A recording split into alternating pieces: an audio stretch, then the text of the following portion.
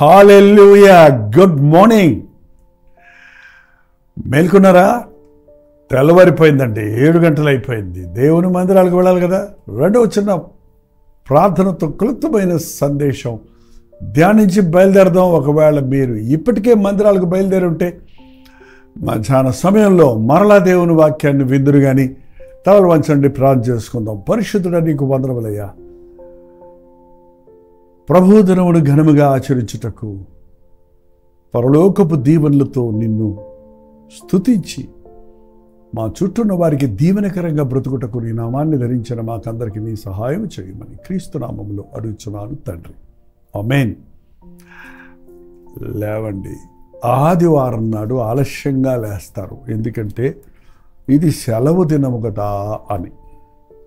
ఎవరికి సెలవు అండి అంటే బైబిల్లో మీరు కూడా అంటారేమో, దేవుడు కూడా విశ్రాంతి తీసుకున్నాడు కదా, మేము కూడా విశ్రాంతి తీసుకుంటున్నాము ఆదివారం నాడు.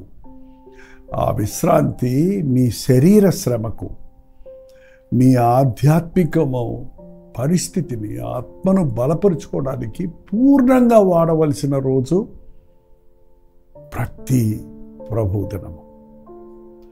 దేవుని మందిరాలకు వెళ్ళటం అభ్యాసం చేసుకోండి. ఒక్కసారి మీరు 29వ అధ్యాయము దినవృత్తాంతాలు 2వ గ్రంథము 29వ అధ్యాయంలో 20వ వచనాన్ని చదువుతున్నాను, వినండి. అప్పుడు రాజైన హిజ్కియా పెందలెక్కడనే లేచి, హిజ్కియా యవ్వన కాలంలో జస్ట్ 25 years అప్పుడు రాజు అయ్యాడు.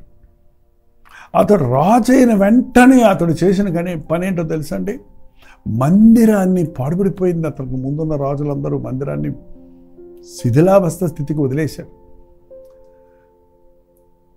అన్య దేవతలను పూజ చేయటం ప్రారంభించి దేవుణ్ణి నిర్లక్ష్యం పెట్టారు. సో మొట్టమొదటిగా దేవుని మందిరాన్ని బాగు చేయించి, అందులో కార్యక్రమాలను బాగు చేయించి, యాజకుల్ని నియమించి, లేవీయుల్ని పిలిపించి ఆ మందిరములో ప్రతిష్ఠించటానికి పెందలెక్కడే లేచిపోయాడట. పెందలెక్కడే లేచి పట్టణమునకు కాదండి, కొంతమంది ఎర్లీ మార్నింగ్ సర్వీస్కి వస్తామండి, మార్నింగ్ సర్వీసు అని అంటారు. ఆ మార్నింగ్ సర్వీసు వచ్చేసి మేము మిగిలిన రోజంతా మాకు చాలా పనులు ఉన్నాయండి, అందుకని మేము 1 గంట సర్వీస్కి వచ్చి వెళ్ళిపోతామంటారు. కాదండి, ప్రభువు దినమంతా దేవునితో గడపటం అభ్యాసం చేసుకోండి. పెందలెక్కడ లేచి సూర్యోదయం నుండి సూర్యాస్తమయం వరకు ఆయన స్తుతికి పాత్రుడు. ఈయన పెందలకడ లేచింది ఎందుకంటే మిగిలిన వాళ్ళని లేపడానికి. ఓ తల్లి, మీరు ఆదివారం నాడు పెందలకడే లేస్తున్నారు వంట ఉండటానికేమో, కానీ మీ బిడ్డలను మేల్కొల్పుతున్నారా? మీ ఇంటి యజమాన్ని పురికొల్పుకుంటున్నారా? పదండి పోదాం, నేను సిద్ధమని పెందలకడ లేచి పట్టణపు అధికారులను సమకూర్చి యెహోవా మందిరమునకు పోయాడు. మందిరానికి వెళ్తేప్పుడు మీరు ఎవరినైనా పిలుచుకెళ్తారా? మీ మట్టుకు మీరు పోయి వచ్చేస్తుంటారా అండి? కాదండి, దేవుని సన్నిధికి వెళ్ళేటప్పుడు ఇంటి వారందరితో వెళ్తున్నారా? ఇంటి వారితో సరిపోయిందేంటి?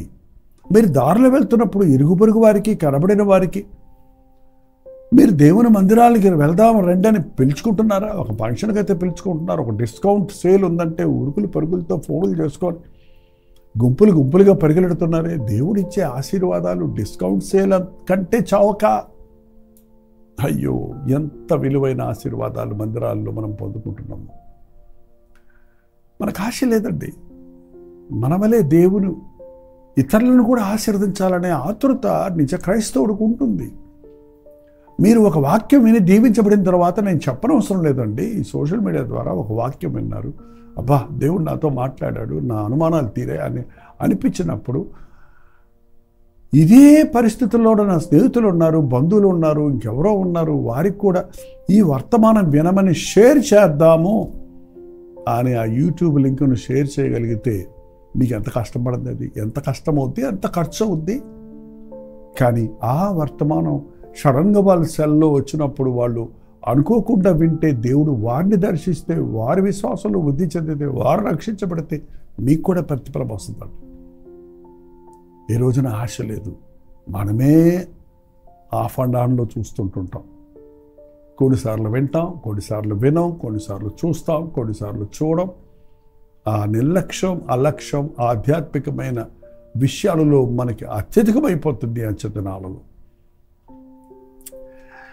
రాజుగా అయినప్పటికీ కూడా, రాజు మందిరాన్ని బాగు చేసినప్పుడు కూడా అందరికంటే ముందు లేచాడు, అధికారులందరినీ సమకూర్చుకున్నాడు, పరిశుద్ధ స్థలంలోనికి వెళ్ళాడు.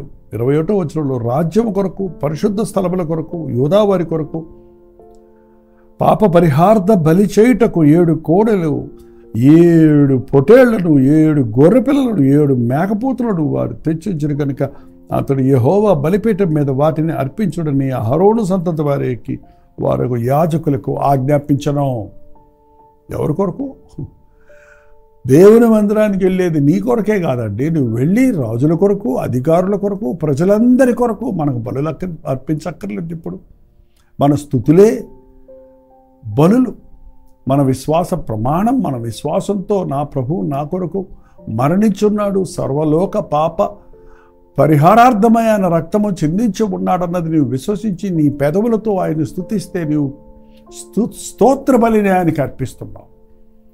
మందిరానికి వెళ్ళేది కేవలం మన క్షేమం కోసం మాత్రమే కాదు, దేశక్షేమం కోసం ప్రార్థించాలి, అధికారుల కోసం ప్రార్థించాలి, రాజుల కోసం ప్రార్థించాలి. దేవుని బిడ్డగా, లోకాన్ని ప్రేమించిన ప్రభువుని ఎరిగిన విశ్వాసిగా నీవు నేను లోకమంతటి కొరకు దేవుని సన్నిధిలో విజ్ఞాపన చేయటం అభ్యాసం చేసుకోవాలి. ప్రజలందరి మీరు సౌఖ్యంగా ఉండాలంటే ప్రజలందరి కోసం ప్రార్థన చేయండి, అధికారుల కోసం ప్రార్థన చేయండి, రాజుల కోసం ప్రార్థన చేయండి. వాళ్ళు చేసే నిర్ణయాలు, వాళ్ళ తలంపులు దేవుని చేతుల్లో కాలువల్లాగా మలచబడతాయి కనుక దేవునికి జ్ఞాపకం చేయండి. మందిరాలకు వెళ్ళి విజ్ఞాపన ప్రార్థనలు చేస్తున్నారా?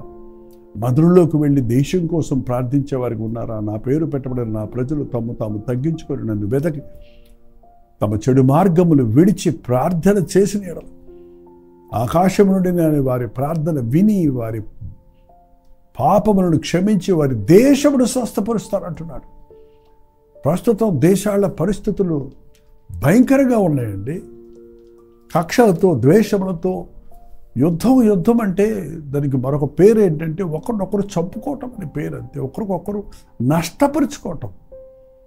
మన కన్నులు మన చేతితో పొడుచుకున్నట్టు అండి. ప్రపంచం యుద్ధాల అయితే కాలుష్యం ఎప్పటికే పెరిగిపోయింది. పక్క దేశంలో యుద్ధమైతే మాకేంటనుకుంటే దాని యొక్క పర్యావస్థితి, దాని పరిస్థితులు మనం కూడా అనుభవిస్తున్నాం కదా. కరువులు, కాటకాలు, భయంకరమైన విపత్తుల వలన ఇవాళ ఎంతో నష్టం కలుగుతుంది. దేవుని మందిరాలకు వెళ్ళేది దేవుని సన్నిధిలో అనేకుల కొరకు విజ్ఞాపన చేయటానికి. ఇంకోటి చేశాడండి హిజ్కియా 25వ వచనంలో, మరియు దావీదు రాజుకు దీర్ఘదర్శి అయిన గాదును ప్రవక్త అయిన నాతానును చేసిన నిర్ణయం చొప్పున యెహోవా మందిరములో తాళములను, స్వరమండలములను, సితారాలను వాయించుటకై అతడు లేవీయులను ఏర్పాటు చేసెను. అలాగూ జరగవలనని యెహోవా తన ప్రవక్తల ద్వారా ఆజ్ఞాపించను.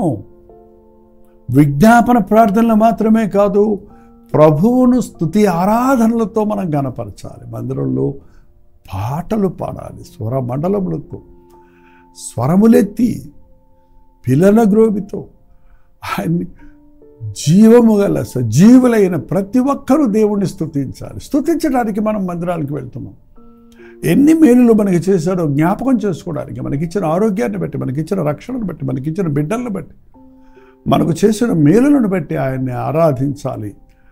దేవుని మందిరంలో చక్కటి మందిర ఉపకరణములు ఉండాలి. అవి ఎవరు పడితే వారు ఉపయోగించేవి కాదు. ఈ యొక్క వాయిద్యాలు వాయించేవారు కూడా, దావీదు చేయించిన వాద్యములను వాయించుటకు లేవీయులు బూరలు ఊదుటకు యాజకులు నియమించబడింది.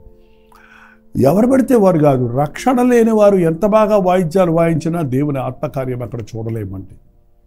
మా చర్చిలో అయితే ఇంట పుట్టి అలవరచబడిన వారు, మా సంఘంలో ఉన్న పుట్టి పెరిగిన పిల్లలు ఇవాళ పెద్దలే, దేవుని సేవకుల కుమారులు వాయిద్యాలు వాయించటం, మందిరపు పరిచర్యలో విశ్వాసుల పిల్లలు పాలు పంపులు పొందటం, జీతాల కొరకో కూలి కొరకో కాక దేవుణ్ణి ఘనపరచటం జరుగుతుంది. మీ మందిరాలలో మీ బిడ్డలు ఉపయోగపడనివ్వండి. మీ యవ్వనస్తుల్ని మందిరంలో దేవుడు రక్షించబడిన తర్వాత దేవుని చేతుల్లో వాడబడండి. దేవుని పాత్రలుగా వాడబడినట్లుగా వారిని ప్రేరేపించండి.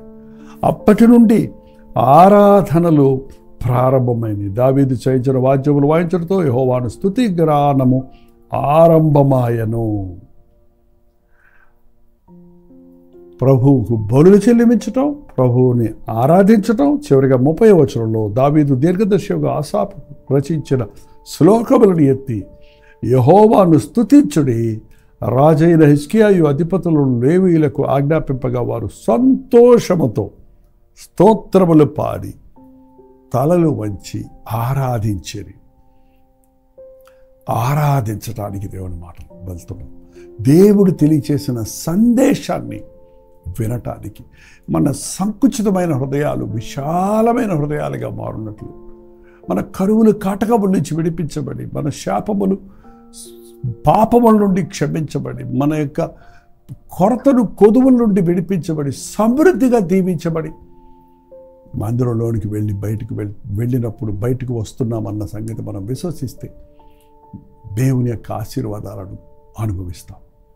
తొందరపడుతున్నారా మందిరం వెళ్ళడానికి? సరే, ఈ అధ్యాయం తర్వాత చదివి ధ్యానించండి. చిన్న ప్రార్థన. పరిశుద్ధుడా, నీకు వందనములయ్యా. ప్రపంచవ్యాప్తంగా ఎక్కడెక్కడ ఈ ఉదయకాలంలో ఆరాధనలు జరుగుతున్నవో అక్కడక్కడ నీ ఆత్మకార్యాలు జరుగునట్లుగా సహాయం చేయండి. కొందరికి ఇది ఈవినింగో, ఆఫ్టర్నూనో, మిడ్ నైటో, ఏ సమయం అందేనను యేసయ్యను స్తుతించుటకు ఆరాధించుకుంటకు అనుకూలమే కనుక యూట్యూబ్లో లేక ఫేస్బుక్లో ఎవరెవరు ఎక్కడెక్కడి నుంచి నీ వాక్యాన్ని వింటూ ఏకీభవిస్తున్నారో అక్కడక్కడ నీ సన్నిధిని అనుభవించుటకు సహాయం చేయము. ఈ అంచెదనములలో ఆత్మతో సత్యముతో ఆరాధించేవారిగా, ఆచార భక్తి నుంచి విడిపించబడి ఆధ్యాత్మిక తృష్ణ కలిగిన వారిగా బ్రతుకుటకు మా ఒక్కొక్కరికి నీ సహాయం చేయమని క్రీస్తు నామములో అడుగుచున్నాను తండ్రి. ఆమేన్. మన తండ్రి అయిన దేవుని యొక్క ప్రేమయు, కుమారుడైన క్రీస్తు యొక్క కృపయు, ఆదరణకర్త అయిన పరిశుద్ధాత్మ యొక్క సహవాసమును కూడి వచ్చిన మనందరికీ ఇప్పుడును సదాకాలము తోడేయుడును గాక. ఆమేన్. దేవుని స్తోత్రం. మీ ప్రార్థన అవసరతలు భారాలు ఉంటే 9540 నెంబర్కి, ఇతర దేశాల్లో ఉంటే 91001000 నెంబర్కి తెలియజేస్తూనే ఉండండి. మీ ప్రైజ్ రిపోర్ట్స్ కూడా తెలియజేయండి. ప్రభువును స్తుతించడానికి, మరింత ప్రోత్సాహకరంగా ఈ పరిచయం కొనసాగించడానికి సహకరించిన వారు అవుతారు. మీ పక్షంలో ఎప్పుడు మేము విజ్ఞాపన చేస్తున్నాం. మా కొరకు, ఈ పరిచయాల కొరకు కూడా మీరు ప్రార్థించుకోండి. ప్రభుత్వమైతే కల్వరి చర్చిలో జరిగే ఆరాధనలు మీకు లింక్ ఇస్తాం. మీ అనుకూలతను బట్టి ఆదివారపు వర్తమానాలు కూడా వినండి, ఆరాధనలు పాల్గొనండి. మీ మందిరాలకు వెళ్ళాల్సిమా? మధ్యాహ్నం 3 గంటలకు హెచ్చరిక, అలాగే రాత్రి 9 గంటలకు కలుగురు ప్రతి ధ్వనిలో మళ్ళీ కలుసుకుందాం. అంతవరకు దేవుని మహాకృప మీకు తోడేను గాక.